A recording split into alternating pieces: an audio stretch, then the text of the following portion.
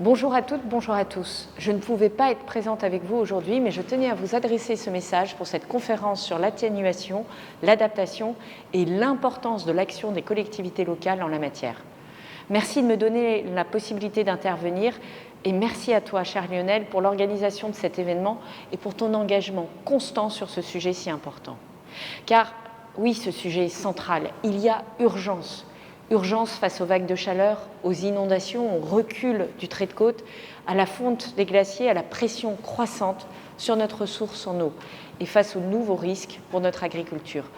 Autant de signaux répétés qui appellent à une stratégie d'adaptation à la hauteur des enjeux. C'est pour répondre à cette urgence que j'ai présenté le 10 mars dernier le plan national d'adaptation au changement climatique.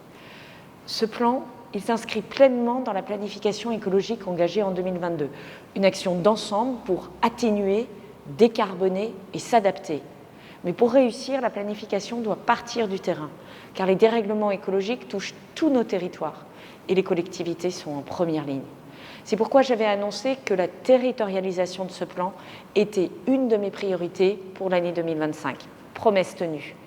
Nous allons décliner le plan national d'adaptation au changement climatique en travaillant avec les élus autour de 3 priorités en particulier. Les littoraux, la montagne, la forêt. Pour les littoraux, j'ai chargé le Conseil national de trait de côte, présidé par la députée Sophie Panonacle, d'établir la feuille de route spécifique sur l'adaptation et d'avancer sur des propositions de financement. En parallèle, j'ai engagé les discussions avec Bercy sur le financement du recul du trait de côte pour analyser les propositions du CNTC. Nous devons inscrire dans le projet de loi de finances 2026 des dispositifs pour financer la lutte contre le recul du trait de côte. Pour la montagne maintenant, j'ai chargé mes collègues Françoise Gatel et Nathalie Delattre de lancer un audit des actions déjà mises en œuvre ces dernières années pour permettre aux territoires de montagne de faire face au dérèglement climatique. Et nous avons missionné également l'Association nationale des élus de montagne et les membres du Conseil national de la montagne pour élaborer une feuille de route spécifique à l'adaptation des territoires de montagne. Vous l'avez compris, pourquoi Françoise Gatel et pourquoi Nathalie Delattre? Parce qu'il y a des enjeux économiques, des enjeux d'adaptation de l'économie de la montagne à cet immense défi qui est le dérèglement climatique. Pour la forêt, j'annoncerai bientôt la mise en place de territoires d'expérimentation sylvicole. En parallèle, je travaille à l'amélioration du cahier des charges du renouvellement forestier afin d'en renforcer le volet adaptation. Mais votre événement le démontre. Chaque territoire est différent et a des besoins différents. C'est pourquoi j'ai souhaité compléter cette territorialisation. Premièrement, avec la mission adaptation. Elle mobilise l'ensemble de nos experts nationaux, le CEREMA, l'ADEME, Météo France, Vigicru, pour ne citer que cela. Grâce à elle, nous prenons 100 intercommunalités, très diverses dans leur type de risque et de géographie, et qui sont représentatives de la diversité des territoires français. Elles sont accompagnées pour disposer d'un diagnostic et d'une feuille de route pour réaliser des projets d'adaptation.